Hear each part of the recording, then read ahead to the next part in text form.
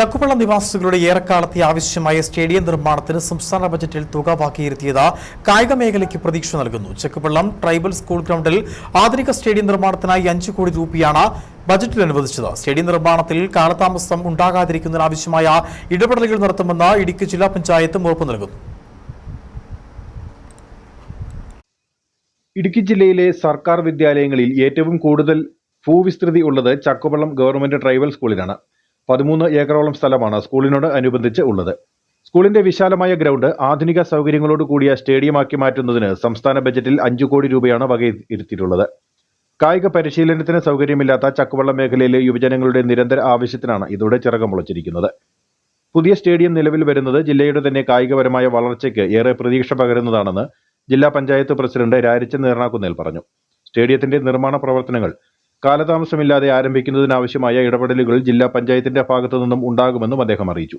ഈ ഗ്രൗണ്ടിന് തുക അനുവദിച്ചത് വളരെ ഏറെ ഈ നാടിന് പ്രതീക്ഷ നൽകുന്ന ഒന്നാണ്.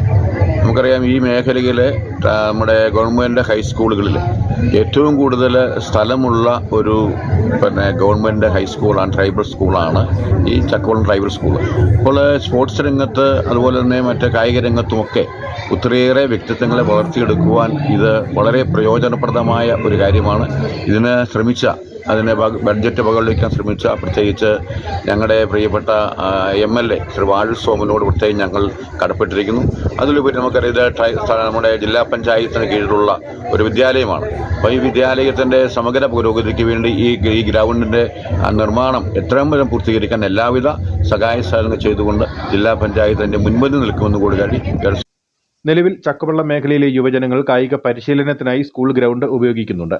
പഞ്ചായത്തിന്റെ കേരളോത്സവം അടക്കമുള്ള കായിക മേളകളിലെ പല മത്സരങ്ങളും നടത്തുന്നതിനും ഗ്രൗണ്ട് ഉപയോഗപ്പെടുത്തുന്നുണ്ട്.